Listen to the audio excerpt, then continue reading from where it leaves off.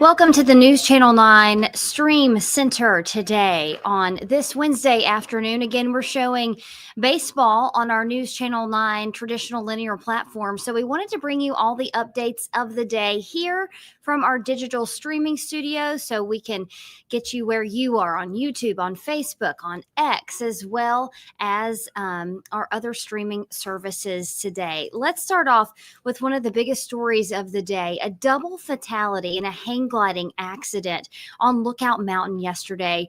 Our own Mary Beth Mangrum went back to that area today to talk about what happened and the response. Down, it's probably about 40 feet, bottom of the bluff. That Broadcastify audio details the moments that Dade County first responders were called here to the Lookout Mountain Flight Park, and that response was for two people flying tandem who crashed shortly after they launched. This is going to be a tandem glider with two patients in it. Gravity figures. We have no movement out of either patient. First responders geared up to rappel down Lookout Mountain after those two gliders. We're hooking up right now, got a basket wheel, team's getting ready to come down. We're getting a second basket just pulled up, we're getting it ready. Bringing baskets down with them as some responders instead hiked to that crash site. We'll have a total of 8 heading down your way. This multi-agency response discovering that both victims died from their injuries. According to Tri-State Mutual Aid, they asked for help in the air from Georgia Aviation because of the extreme conditions of the crash site's location. We got a lot of down trees, there's a lot of undergrowth as well, and then you have another bluff you have to go up before getting to the main bluff. In a statement, Dade County Emergency Services tells us the passengers died from traumatic injuries. In Rising Fawn, Mary Beth Mangrum, News Channel 9. And we are speaking with some of the victims' families in that accident. We'll bring you more information from them as it becomes available. News Channel 9's Mary Beth Mangrum following that story today. So continue to follow her on social media for any updates. Now we want to go to something that just came into our newsroom within the last half hour. Hamilton County Schools saying they are now going to put out a request for a proposal to get a mental health service provider back in Hamilton County schools. Now, this was a big controversy over the past month because Centerstone, the company that had been providing those mental health services directly to students at no cost to the district, they were called into question by some Hamilton County school board members because of what they, quote, found questionable on Centerstone's website. Other board members said that kind of disagreement about politics and about ideology didn't mean that they needed to remove the services from Hamilton County schools.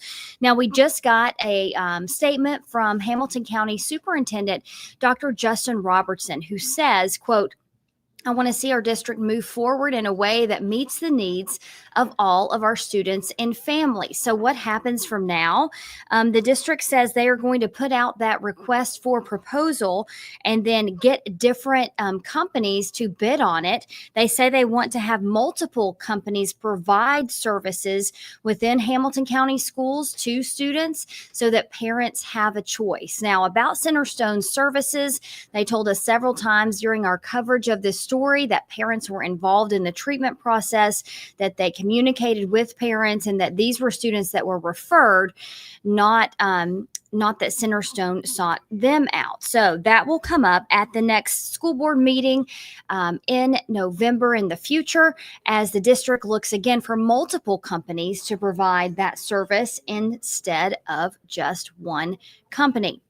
Now, another controversial issue that we've been covering for a couple of weeks has been going on at Hamilton County Commission. This one talking about Hamilton County's hazardous materials department and whether they have been officially recognized as a fire department by both the county and the state fire marshal's office.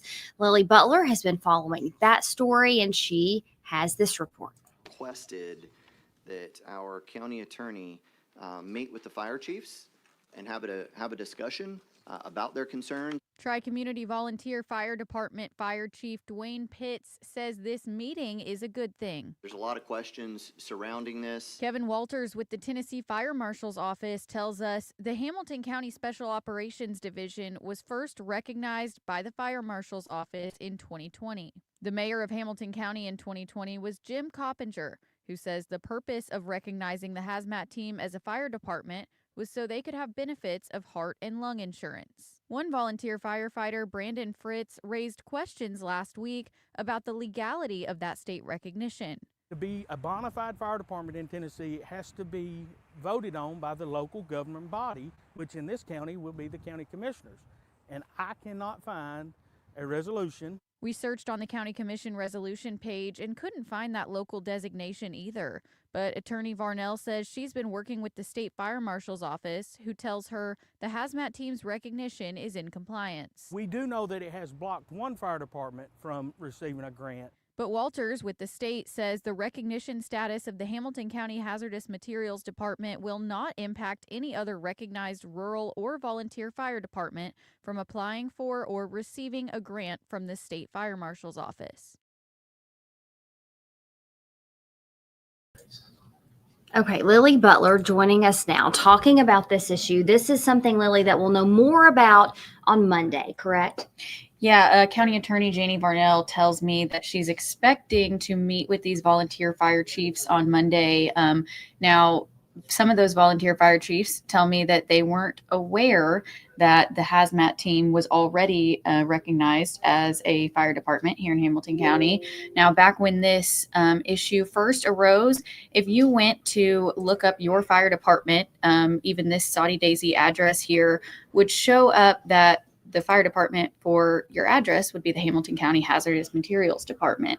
That issue has since been resolved, and now if you look up the same address, it'll show your local volunteer fire department closest to that address. So we're waiting to learn more. I think there's a lot of question currently surrounding this issue, and that's sort of the issue at hand here is just the questions and confusion that this is raising. So again, I think we'll learn a lot more on Monday after that meeting. And that's what we've been talking about for the past week, at least when we started covering this, is not necessarily that the hazardous materials department would come out to your house first if there was a fire, like it was listed here on the state fire marshal's website previously. So if you went to that website, you looked it up, you saw that for your home, maybe confusion for the homeowner as well. But the state fire marshal's office telling us that wasn't the case. It was just a state designation that they're looking at and a county designation with these resolutions here. Yeah, exactly, Latricia. Yeah. All right. Thanks so much. Again, that happening on Monday. We'll be sure to continue to follow that there. Now, I want to bring in, of course, our chief meteorologist, David Glenn. Our afternoon update wouldn't be complete without our weather update as well. David, we talked yesterday about how it may be fall officially, but it doesn't quite feel like those fall temps yet. Not yet. And here we are, October 1st. And temperatures are still pretty toasty out there. Let me show you, though. You can see the right-hand part of your screen, what is typical as we start October. And look at the rapid change that takes place over the next 4.5 weeks. We go from an average high of 80 and 58, which is kind of where we are now, to about 68 and 45, just in about 4 weeks. It's a huge span. We lose about an hour of daylight. And there's a huge gap between their all-time record high, which many of you may remember was on October 2nd and 3rd, 2019, topped out at 100.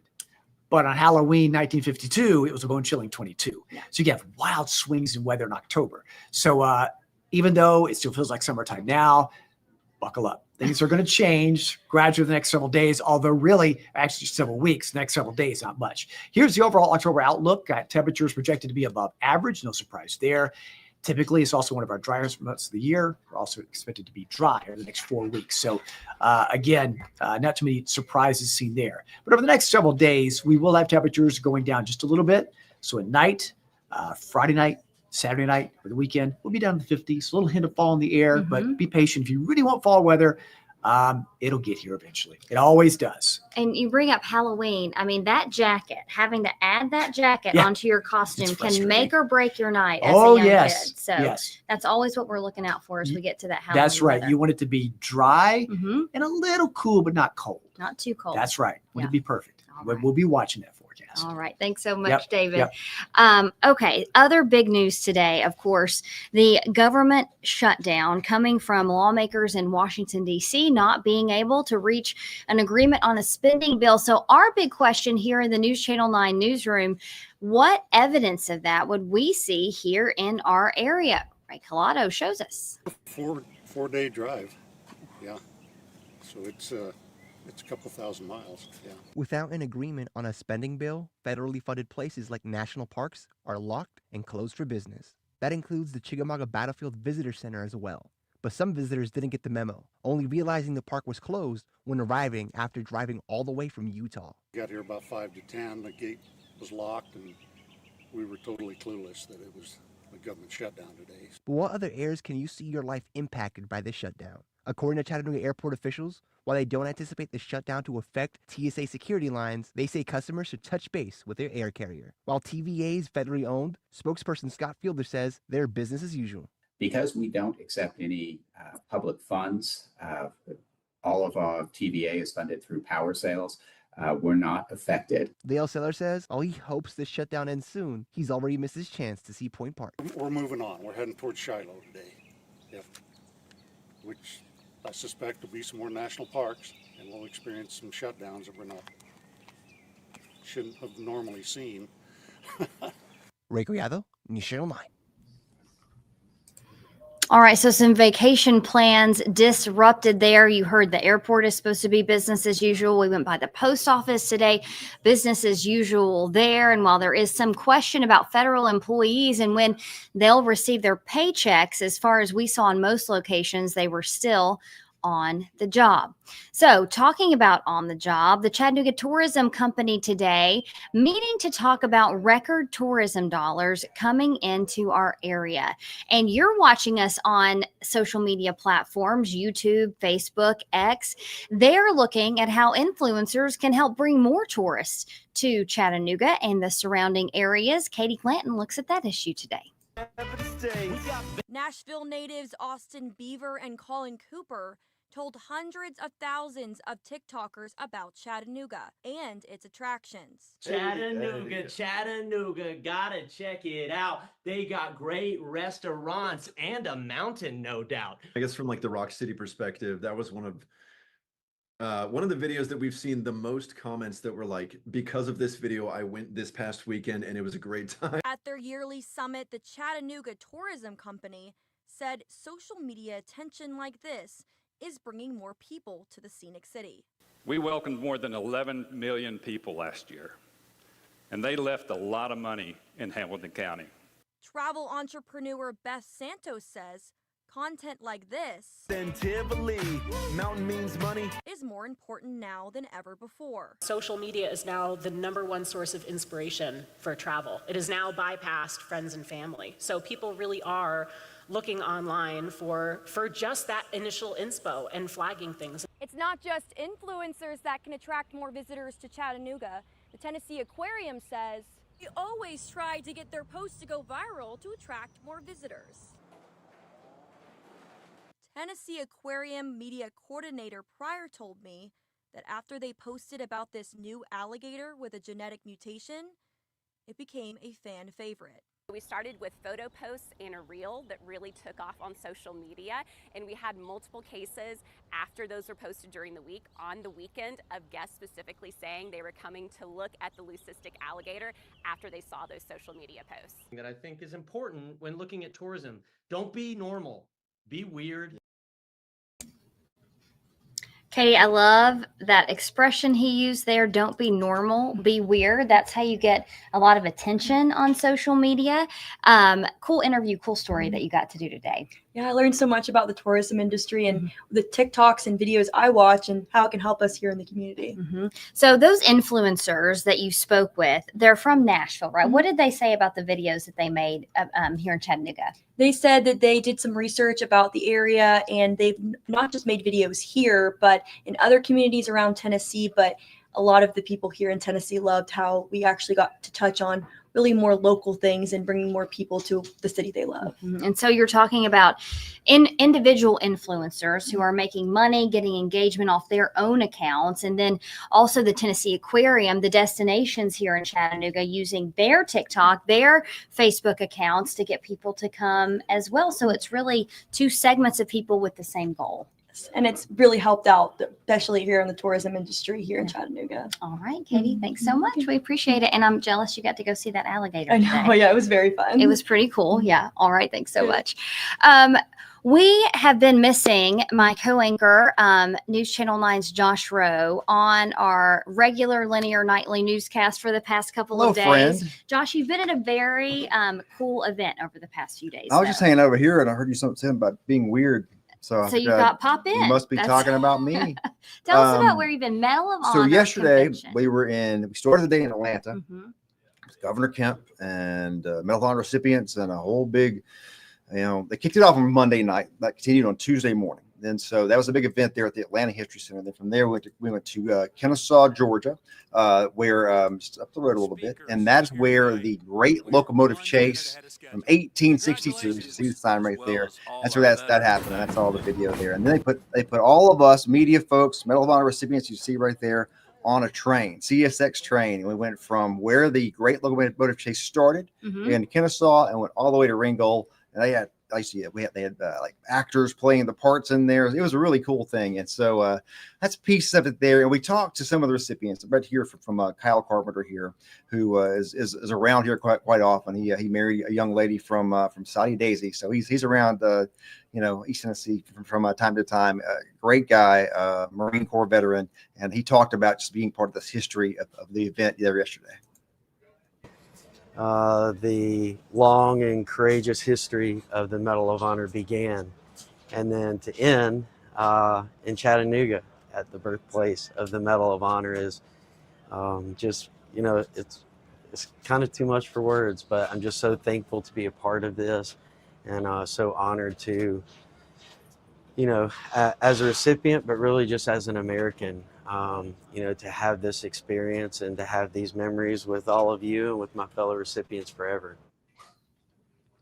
And if you don't know Kyle's story, that young man jumped on a grenade to save another Marine's life and somehow survived it.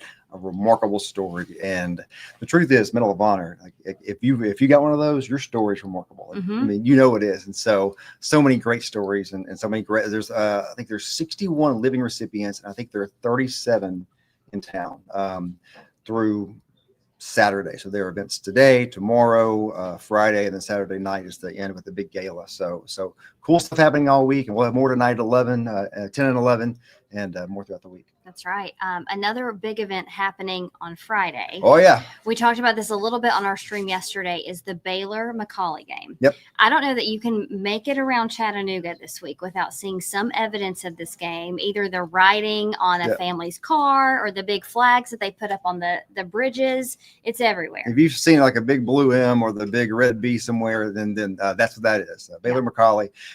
So these teams have played for state championships several years in a row now. Last season, Baylor won the regular season game handily, and then McCallie wins the championship game. McCallie has beat them twice in championship games in the last couple of years. And so, a lot riding on this game. McCallie has a loss. They lost to Innsworth. They had a huge win at home a couple of weeks ago. They were with a nationally ranked team. Baylor's unbeaten so far. So it's just like the last several years where a lot of outstanding players on the field, a lot of history, a lot of excitement. So we'll see that. And it's also our F&R game. That's right. So if you can't make it to the game, watch it on TV, CW Chattanooga. So a lot of fun for sure. 7:30 on Friday. But before we even get to the game, this is one of my favorite parts of the week are the hype videos that they release. So try to find They them. do a great job of it. I mean, the production level for a high school hype video is crazy, right? I mean, Yeah, is this wild. the high school? Because it looks like a music video that you might have seen on MTV back when we watched MTV, Exactly, right? yeah. You've got, and we were commenting before, how did they even get up to these heights? I don't know how they put that up there. You'll Yeah, see the well- girl in just a second on the top of what looks like something on the North Shore with the other side of the city behind her. Yeah, so clearly these young folks have some connections. They know some people. They made some calls. But yeah, I mean, clearly, I don't know who made it. Clearly somebody very talented with some really nice equipment as well. So, but also, it's I don't know. They haven't seen Baylor's yet. Usually, Baylor will have they'll each have their own version. So we'll see what Baylor comes out as well. So. That's right, and they get the whole school involved. You can see, there she is. She's at the top with the aquarium in the back. Where is that? I don't Where's know, she but on? I hope she was strapped in for safety. 'Cause that was pretty high. Yeah, I'm sure if there was anything bad happened, we'd know about We it. would So know about she's it, fine and she's doing well. But yeah, that's really cool looking stuff. Yeah. But Look our at that. new sports director, Will Levinson, went Yeah. out to Baylor to talk to them today. We're going to talk to my colleague tomorrow. So not only are we going to cover the X's and O's of the games, but all the fun of the rivalry and how the two private schools are kind of going back and forth. This is Big Will's first Baylor McCallie game, so he's looking forward to it. Yeah, as are we. As you said, Of course. 7:30 Friday night, CW Chattanooga Mhm. for our FNR game. Also on the YouTube channel, if That's right. you're not at home and you have your phone, you can still watch it if you're out on the go. If you happen to be at a different game because you can't make it to that game, still watch it on Watch the it phone. on your Yeah, phone. you can That's keep right. up with it that way. That's right. And that's where you're watching us here, possibly on our YouTube or our other social media. News Channel 9 at 6, as long as baseball ends on time, is expected to be back in its normal spot. But we wanted to bring you these updates here. For now, we thank you for joining us. Always follow us on newschannel9.com and on our social media pages for the latest. Thanks for letting me be here with you, Latricia. All right. What did you say? Be weird and it. I was What the being guy weird over said there. earlier. I'll be weird over here now. Wherever I am, I'll be weird. Go be weird in the newsroom. Thanks, guys.